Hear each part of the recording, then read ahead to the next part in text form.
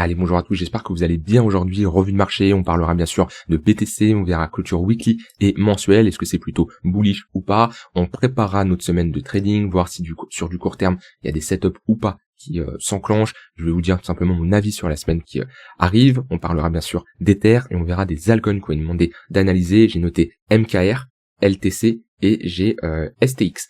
Alors, avant que je commence, je vous rappelle, pour ceux qui n'ont pas encore rejoint le programme Crypto Investor, vous avez pour le Black Friday 200 € offerts en cliquant directement sur le premier lien en description, un programme qui va te permettre d'être à l'aise, qu'on soit en bull market ou en bear market, tu sauras prendre les meilleures décisions. Au bout d'un moment, ceux qui ont raté ce dernier bull market, qui ont eu des entrées mauvaises, avec des entrées beaucoup trop hautes, qui ont choisi des mauvaises altcoins, qui également n'ont pas pris leur profit, faut se remettre en question, voir les erreurs qui ont été réalisées et ne pas les refaire pour le prochain bull market. Il n'y a pas de mal de faire des erreurs, mais faut s'en rendre compte et les corriger. Et attention, c'est pas parce que tu sais que tu as fait une erreur que tu ne vas pas la refaire à nouveau. Et tout ça, moi aussi j'ai fait ces erreurs-là il y a maintenant des années, et c'est pour ça que je propose ce type de programme qui va te permettre simplement d'être 100% autonome, de construire un portefeuille qui va marcher, qu'on soit en bull market, en bear market, bien gérer ta balance cash crypto, bien investir, rentrer au bon moment, sortir également au bon moment, et surtout, je te laisse pas seul, je t'accompagne, que ce soit via un groupe privé, que ce soit via des mises à jour gratuites à vie avec l'ajout de nouveaux cours, vu que le marché crypto évolue constamment, donc faut toujours ajouter des cours. Je te partage même mon portefeuille à l'intérieur avec les cryptos que je possède, et tu as également un suivi personnalisé en message privé où je t'accompagne. Tu peux me poser tes questions, on fait des points, etc. C'est la grosse valeur ajoutée de ce programme-là. Je te laisse pas seul, je t'accompagne pour que tu sois 100% autonome. Donc voilà, si tu veux profiter des 200 € offerts pour le Black Friday en cours, n'hésite pas à cliquer sur le premier lien en description. Alors, je commence ici par le BTC. Avant, on a quelques annonces économiques, juste avant d'avoir ici, dans quelques jours, dans 10 jours maintenant, la prochaine réunion, avec la décision sur les taux. Pour le moment, on price une baisse des taux, à voir en fonction des chiffres qui vont tomber cette semaine. On a le PMI qui est le 1er décembre, qui est demain. Et on a le vendredi ici Core PCE, donc tout ça c'est des chiffres, PMI service le mercredi 3, tout ça comme je l'ai dit c'est des chiffres qui vont tout simplement permettre d'avoir encore une meilleure visibilité pour la prochaine réunion le prochain FOMC ici, réunion de la Fed dans 10 jours. Ça va clairement nous permettre tout simplement de encore plus se projeter. De ce qui est pricé ici, c'est une baisse des taux, d'accord. Il y a eu quand même pas mal de volatilité entre est-ce qu'on allait avoir une baisse des taux ou pas. C'est pour ça que le marché a bien bougé ces derniers temps, mais en tout cas on espère, pour avoir un marché qui au moins consolide, avoir une confirmation de cette baisse de taux. Et ce qu'il va falloir également voir, c'est le ton qu'aura Jérôme Powell, est-ce qu'il sera rassurant ou pas. C'est vrai que les dernières réunions qu'il a eues, il se mouille pas trop, il ose pas trop parler, et c'est plus le Powell d'avant, où il avait vraiment une ligne directrice et il s'y maintenait. Là, il joue entre deux. Après, voilà, c'est normal. On hésite entre baisser les taux ou pas. Même pour la prochaine réunion, le 28 janvier, faudra voir si on aura une baisse des taux, pas de baisse des taux, ou au contraire, à nouveau, une augmentation. Si on baissera les taux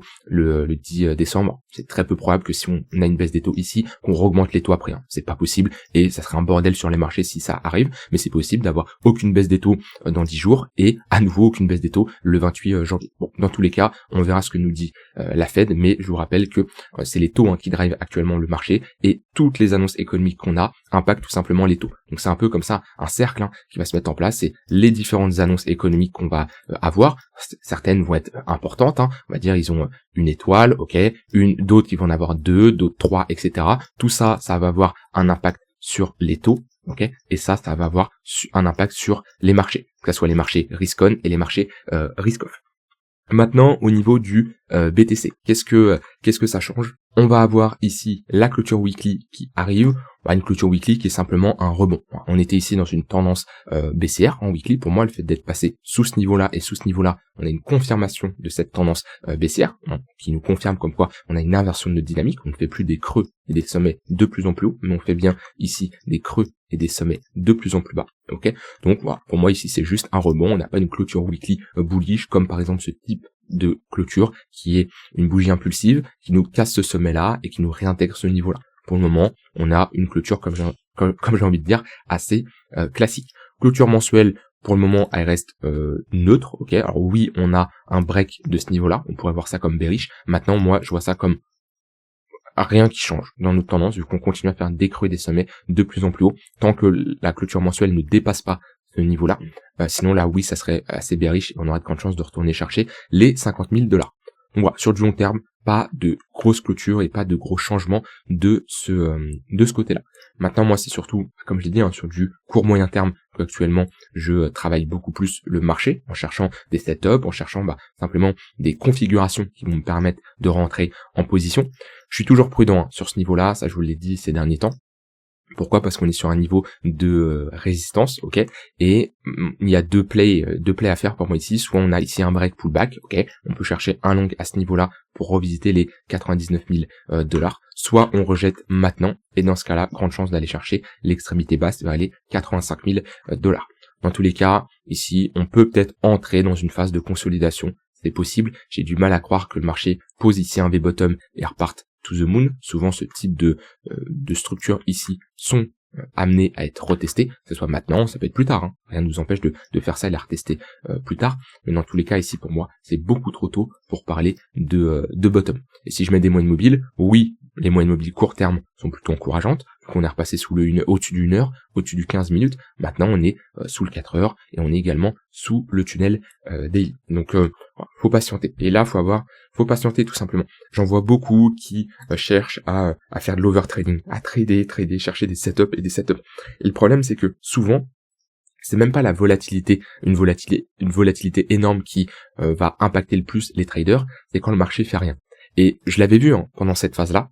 Ici, pour ceux qui n'ont pas vécu cette période-là, les traders à ce moment-là, ils étaient fous. Vraiment, les traders, les investisseurs, dites-vous, cette phase a duré 8 mois. 1, 2, 3, 4, 5, 6, 7, 8 mois. 8 mois de latéralisation, ici, entre des bandes qui sont très faibles sur le BTC. Ok, on a 30%. C'est pas énorme. 8 mois où on était passé assez rapidement de 25 000 $ à 72 000 $ en moins de 8 mois. Et là, on a latéralisé pendant un long moment. Il y a tous les nouveaux qui sont arrivés parce qu'ils ont entendu BTC, c'est un nouvel ATH, et ils sont tapés 8 mois de range. Et là, je vous le dis, il y en a beaucoup qui ont perdu de l'argent parce que ils ne savent pas patienter. Et il faut toujours trader, toujours chercher des opportunités, toujours chercher à se positionner. Et le problème de ce genre de configuration, c'est que vous perdez beaucoup plus d'argent que lorsqu'on a une baisse comme ça, limite. Et je vous préviens, parce que je ne sais pas ce qui va se passer, mais si on rentre ici dans un plus gros range, ok, on fait par exemple ça, faut maintenir votre plan. Et faut pas commencer à se dire, je change de stratégie, je change tout. Et là c'est le début de la fin. C'est-à-dire que je le connais, il y en a plein, ils vont se dire, ok, très bien, allez, ça y est, une nouvelle stratégie, je vais mettre ici un RSI, je vais mettre un MACD, je vais mettre ci, je vais mettre ça. Non. C'est pas comme ça que ça marche. Et si vous procédez de cette manière-là, vous allez juste vous ruiner, ok? Commencez pas à vouloir créer des stratégies, à vouloir créer des nouveaux setups. Alors, vous pouvez créer des nouvelles stratégies. Il y a pas de souci, vous pouvez backtester. Mais quand je dis attention à ne pas créer une nouvelle stratégie, c'est en mode le marché est mou, vous n'avez pas de setup qui s'exécute, ça y est, vous trouvez une stratégie et vous l'utilisez le jour même. Non, une stratégie, ça se backteste, faut faire des stats, faut avoir un fichier Excel sur 100, 200 trades, voir si ça fonctionne, faut bien la connaître, faut vous connaissez bien par rapport à, parce que il peut y avoir une stratégie, il peut y avoir vous, ok, les deux fonctionnent bien, vous les mettez ensemble, ça fonctionne plus. Parce que chaque stratégie, c'est un peu personnel. Ça c'est un fait. Certains traders là qui commencent depuis quelques semaines, quelques mois, vont me dire mais qu'est-ce qu'il raconte lui? Si cette stratégie fonctionne, pourquoi fonctionnerait pas pour moi? Parce qu'une stratégie c'est personnel, c'est comme ça, c'est propre à chacun. Et oui, attention parce que là je le revois un peu sur les derniers temps. On a un marché qui est un peu plus calme sur du court terme, il y a eu pas mal de volatilité et ça s'est calmé, et je vois certains qui sont impatients parce qu'on est un peu dans une zone d'indécision où est-ce qu'on va aller plus bas, est-ce qu'on va rebondir. On est dans une phase d'indécision. Vous voyez, c'est pas comme qu'on est dans une tendance bien haussière où on sait qu'il y a plus de chances que on ait une poursuite à la hausse. Là, on est dans une phase d'indécision. Et il y en a beaucoup qui ne savent pas quoi faire, qui paniquent. Et ça, d'un point de vue psychologie, ça peut vous tuer. Et l'overtrading, ça vous tue. C'est pas parce que vous allez trader plus que vous allez gagner plus d'argent. Ça, c'est quelque chose que vous devez prendre en compte et que vous devez faire très attention. Moi, comme je dis, je fais de la prévention. Mon but, c'est pas de vous dire quoi faire. Je dis pas ça pour vous faire chier, ok? Je dis juste ça pour vous aider, vous protéger. On est dans la même équipe. Y a pas de oui, je suis seul dans mon coin, je trade et tous les autres c'est mes ennemis. Non, pas du tout. Sinon, je ferais pas des vidéos comme je fais au quotidien. J'aiderais pas plus de 400, 500 traders que j'ai aidé. Non. Absolument pas. Mon but, comme j'ai dit, c'est de vous accompagner, de vous donner un maximum de conseils. Quand je dis ça, c'est appliquez-le. Je dis pas ça pour vous faire chier. Et des fois, vaut mieux s'asseoir sur ses deux mains que de trader, que d'investir, parce que le marché il va juste vous punir si vous n'avez pas une stratégie où vous avez confiance qui marche tout simplement. Donc voilà, un peu de psychologie, j'aime bien en faire, ça fait pas de mal, surtout pour certaines personnes, ok. Et c'est pas négatif hein, quand je dis certaines personnes, c'est juste on a tous débuté à un moment donné et voilà, faut l'accepter. Comme je l'ai dit, donc plan cette semaine, soit on a un break pullback, objectif 99, soit on rejette ici et objectif 85 000 $. Demain, ce que je vais surveiller, on fera le point ensemble, ça va être les points pivots. Pourquoi? Parce que nouveau point pivot weekly, nouveau point pivot monthly. Je vous rappelle, c'est cet indicateur-là, cet outil qui est tout simplement des points pivots, daily, weekly, monthly, qui sont des niveaux calculés en fonction des données de la précédente session qu'on a eue, que ça soit une session weekly, une session monthly, etc., etc. Ça va nous permettre de calculer des nouveaux points pivots qui sont très pertinents, on le voit bien. Point pivot weekly qui a fait bien office de support. Vous voyez, ce point pivot monthly, on est venu parfaitement s'appuyer dessus. Voilà, c'est toujours des niveaux intermédiaires qui me permettent simplement de prendre des décisions d'achat ou de vente. Donc on fera un gros point. C'est pour ça que moi je préfère préparer ma semaine de trading demain avec, quand je dis demain, qu'on va voir ces nouveaux points pivots avec les clôtures qui vont arriver, parce que ça va me permettre de déterminer des zones d'intervention encore plus précises. Et je préfère vraiment là me poser demain matin et me dire ok, comment on a clôturé, voir les nouveaux points pivots weekly et mensuels qu'on va avoir et savoir moi, ok, où est-ce que le marché peut potentiellement réagir. Pour ceux qui veulent ajouter cet indicateur, vous avez soit l'indicateur par défaut que j'utilise DWMYP, qui est celui-là. Sinon, si vous voulez pas vous prendre la tête, vous mettez ici Multime Vegas, vous prenez tunnel et pivot point Nico Crypto et hop, alors, je voulais pas ouvrir ma page, je voulais faire ça, et là vous avez tout qui s'ajoute. Vous voyez, vous avez les tunnels Vegas que j'utilise, plus les points pivots. D'accord? En vous disant le point pivot principal, résistance 1, support 1, et vous pouvez ici tout configurer. Vous pouvez enlever les points pivots daily si vous voulez pas les voir, vous pouvez mettre résistance 2, support 2, c'est à vous de voir, et voilà, il y a tout qui se trace, que ce soit en mensuel, en weekly, en trimestriel, etc., etc. Moi j'utilise les deux, des fois j'utilise juste l'un pour pas avoir les tunnels Vegas et que ça soit plus visuel principalement pour vous, mais voilà, je vous invite à l'ajouter pour ceux qui le veulent. Et demain matin, posez-vous, vous regardez les nouveaux points pivots qui vont apparaître et vous dites très bien, bah ça c'est des zones d'intervention, ça aussi zone de support, de résistance, et c'est comme ça qu'on réalise tout simplement un quadrillage de notre chart et ça nous permet d'être prêt. Ok. Voilà, en tout cas sur le BTC, moi je reste toujours méfiant, comme je vous l'ai dit, d'un point de vue investissement. Là on a surtout parlé d'un point de vue trading, d'un point de vue investissement. Je m'étais repositionné légèrement vers les 86 000 $, parce qu'on a baissé quand même assez rapidement, et j'ai mis ici une petite cartouche du cash que j'avais désexposé dans cette phase-là. Et j'ai toujours des ordres ici et ici qui sont prêts à être exécutés au cas où on a un dump, au cas où le marché y va, que ça soit dans 2 semaines, que ça soit dans 3-4 mois, peu importe. Pour moi, c'est des zones d'achat, alors que ici, on est plutôt sur des zones de vente, voire plus haut. C'est comme ça qu'on procède. Quand on a des baisses assez importantes du marché, 30, 40, 50, 60, 70% du marché, on rachète. Et quand on a des hausses, 30, 40, 50, 60 x 2, on vend. Ok, comme ça que ça marche. Pas besoin de se casser plus la tête sur le BTC. On baisse, on achète, on vend, on monte, on vend. Plus simple à dire qu'à faire, mais moi, en tout cas, c'est comme ça que je fonctionne. Je cherche pas à chercher le x10, le x20. Déjà, un plus 50%, c'est une très bonne performance. Et attention, beaucoup vous êtes biaisés parce que vous connaissez uniquement les cryptos, mais faire un plus 50% sur une position, c'est une très bonne performance. D'accord? Regardez la finance traditionnelle. Il n'y a pas autant de volatilité, quoique, ça dépend des moments, mais pas autant que sur les cryptos. Donc attention à pas être biaisé à ceux qui vont vous faire croire qu'ils triplent leur capital de trading chaque mois. Non. Je vous le dis clairement, un capital de trading, un vrai capital de trading avec une approche professionnelle, faire du 3, 4, 5% de performance mensuelle, c'est une excellente performance. Ok, à la fin du mois, sortir avec un 40, 50% de performance, c'est une bonne performance. Les personnes qui vous disent qu'ils font x10 sur leur wallet de trading, c'est des menteurs. Ok, tenir ce genre de performance annuellement, c'est une excellente performance. De toute façon, faites le calcul. La personne qui vous dit qu'elle fait x10 sur son wallet annuellement, vous calculez au bout de 20-30 ans le capital qu'elle aurait. C'est là vous allez vous rendre compte que c'est pas possible et que c'est un menteur. Allez, je passe à Ethereum.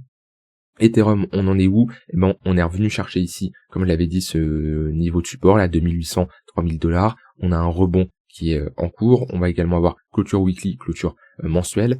Clôture mensuelle qui est quand même assez bearish vu qu'on réintègre cette zone-là, ce niveau de support, maintenant, qui a fait office de résistance, on l'a cassé, qui était censé faire office de support. On le voit bien en weekly, on a quand même consolidé au-dessus, mais la pression vendeuse était trop importante. On a tout simplement réintégré ce niveau-là. On consolide sur les 2008, 3000. C'est une bonne zone pour poser un bottom. Maintenant, la clôture weekly, pour moi, c'est juste un rebond. Si encore on avait clôturé au-dessus de la précédente, j'aurais dit, ok, il peut y avoir un signal bullish, et on peut revisiter ici 3700, voire les $4000, mais pour le moment, on a juste un rebond simple qui nous indique pas spécialement qu'un bottom est posé. Ouais, c'est comme ce type de rebond. Voilà. Est-ce que c'est pour ça que ça y est, c'est direction to the moon? Non, absolument pas. On est juste sur un simple rebond. Quand je regarde en daily, c'est pareil. On a juste un rebond en V-bottom. En général, comme je l'ai dit, c'est souvent retesté pour transformer ça en W. C'est assez rare qu'on parte ici to the moon. Si je mets des moyennes mobiles, bah, c'est à peu près pareil. On a le 15 minutes et le 1 heure qui fait office de support, mais on a toujours le 4 heures orienté à la baisse et le tunnel daily ici orienté à la baisse. Pareil sur le BTC, les points pivots weekly, il va falloir également les surveiller. Vous voyez, pareil, hein, c'est des niveaux très intéressants. Point pivot weekly qui fait office de support à ce niveau-là. Ici, il fait également office de support. Ça pour l'intraday ou du swing. Vous voyez, on a des rebonds 3 à 4%, ça se prend clairement. Vous voyez le point pivot monthly, là on est venu s'appuyer dessus. Point pivot weekly à ce niveau-là également. Vous voyez, point pivot monthly, c'était une grosse zone de résistance ici. Et là, point pivot monthly également. Hop, si j'enlève ça, on voit bien. On faisait ici des allers-retours entre ce point pivot mensuel et celui-ci.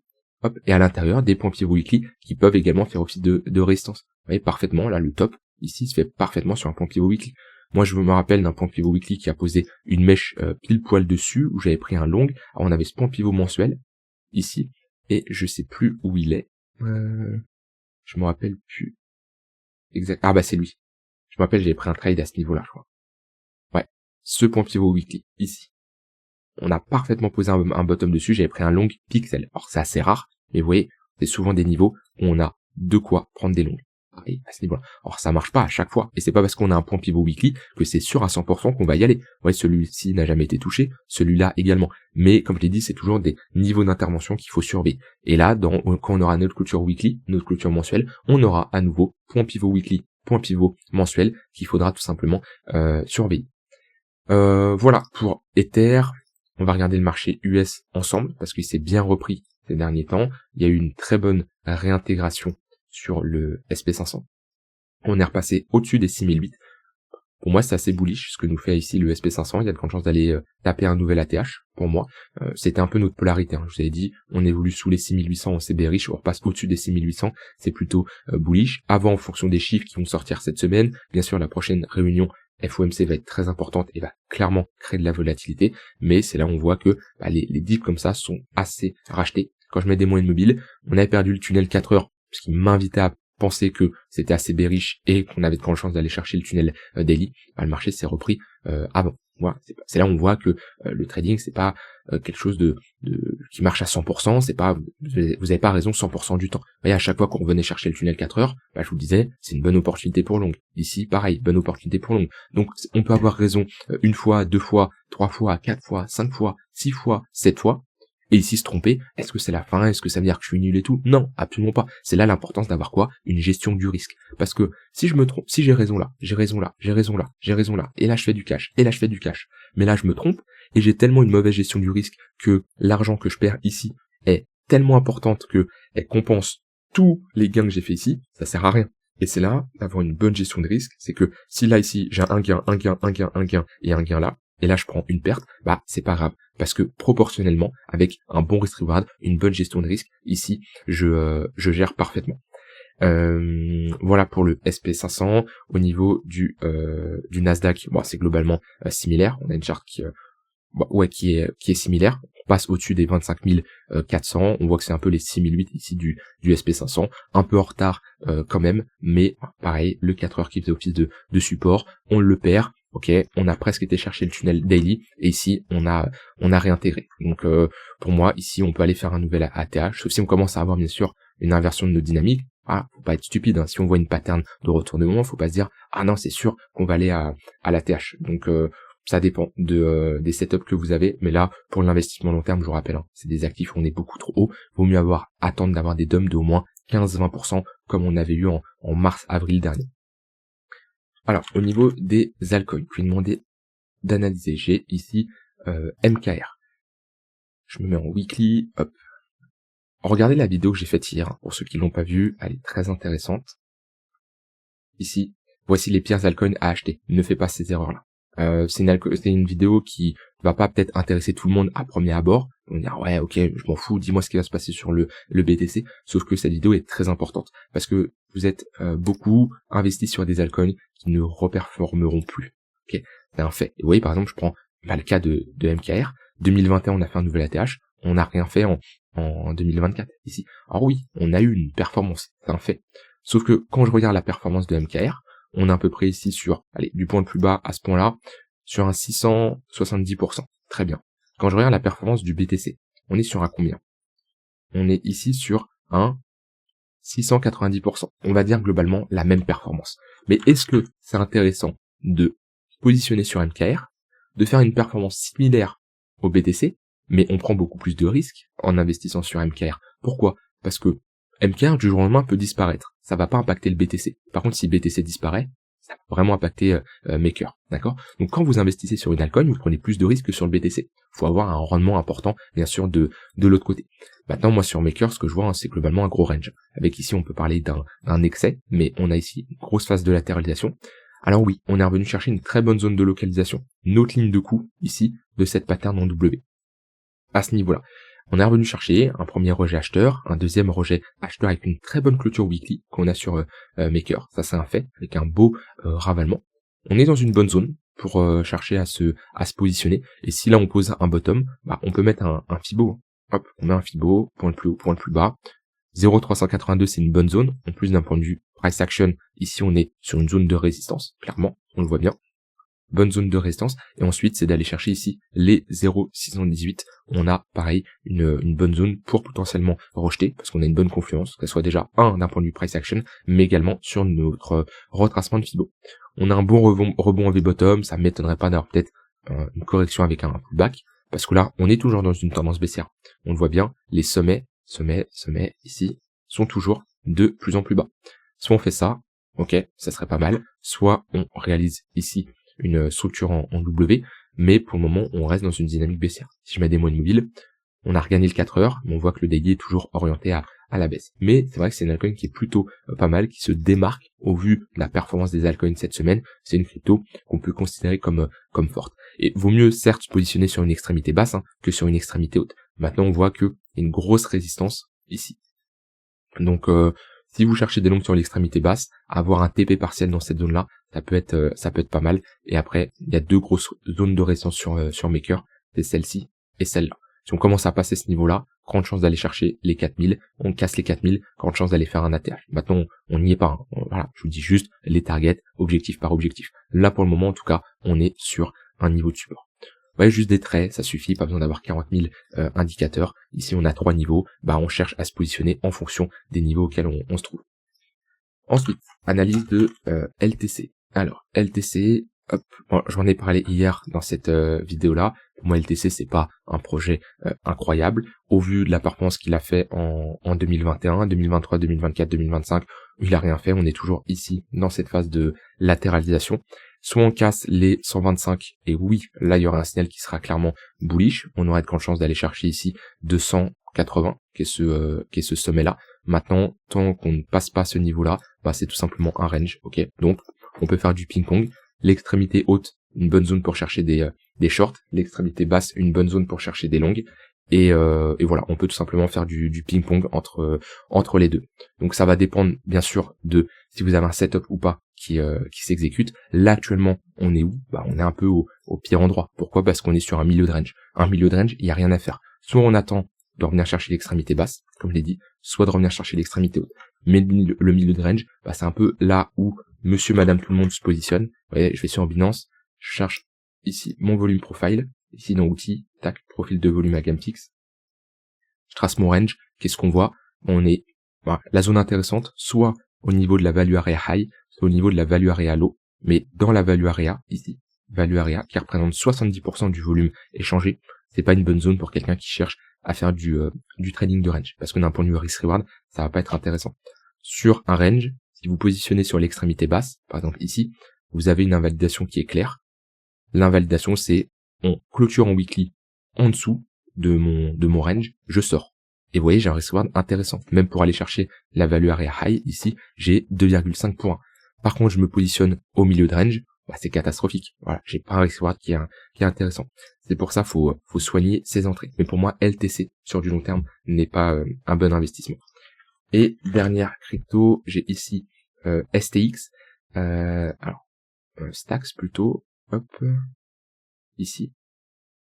C'est moche. Ouais, ça c'est moche, c'est une crypto qui n'est pas à hold. Pour moi, on reste dans une dynamique qui est baissière, on est en train d'enfoncer, on a ravalé toute la hausse qu'il y a eu 2023-2024, alors qu'on a réalisé quand même une très bonne performance. Et c'est pour ça, c'est ce que je vous disais dans la vidéo d'hier, attention, ce type de cryptos peuvent réaliser une très bonne performance, mais ce ne sont pas des cryptos à hold. C'est pas des cryptos où vous allez vous dire, je la tiens 3, 4, 5, 6 ans. Non. 1 an, quelques mois, oui, il y a de la performance à faire, même sur des rebonds comme ça, vous voyez, il y a de quoi récupérer un x2. Mais sur du long terme, si vous vous dites, oui, ça reste ici dans mon wallet et je vais faire une meilleure performance que le BTC, c'est faux. Parce que si je prends ici STX USDT, BTC USDT, vous voyez, il y a des phases de gloire, il y a des phases où STX est forte. Mais ça dure un mois ici. Là, ça va durer quelques mois. Ouais, allez, on va dire 3-4 mois. Mais sur du long terme, elle se fera surperformer par le BTC. Donc non, actuellement, c'est pas une bonne idée de se positionner. On est toujours dans une tendance baissière. Vous voyez, par exemple, je préfère limite prendre un long là sur MKR qu'on a vu juste avant que sur STX. STX, c'est des moyennes mobiles clairement orientés à la baisse. On évolue sous le 4 heures, sous le 1 heure, sous le 15 minutes. On a BTC et Ether qui sont repassés au-dessus du 1 heure. Lui, STX n'a même pas réussi. Donc ça nous montre la pression vendeuse qu'on a en cours. Et tant qu'on n'a pas un bottom, tant qu'on n'a pas ici une pattern de retournement qui se met en place, il se passera rien. Ok. Donc faut patienter. C'est peut-être une crypto qui ne refera pas de nouvelle ATH, peut-être une crypto qui a même cassé son plus bas. Dans tous les cas, si vous souhaitez vous positionner sur ce type d'altcoin, faut patienter. Faut patienter d'avoir une meilleure structure qui se pose comme ce type de structure. Vous voyez, ici, c'est déjà plus intéressant. Vous avez une entrée qui est beaucoup plus professionnelle. Mais maintenant, c'est beaucoup trop tôt. Et en plus, on ne sait pas comment BTC va évoluer. Donc c'est prendre un risque encore plus important. Voilà, j'ai terminé. Je vous laisse avec ça. Je vous rappelle, pour ceux qui veulent profiter de l'offre sur le programme Crypto Investor, c'est en cliquant sur le premier lien en description. Je vous souhaite une très bonne soirée et je vous dis à demain pour une prochaine vidéo. Bye bye.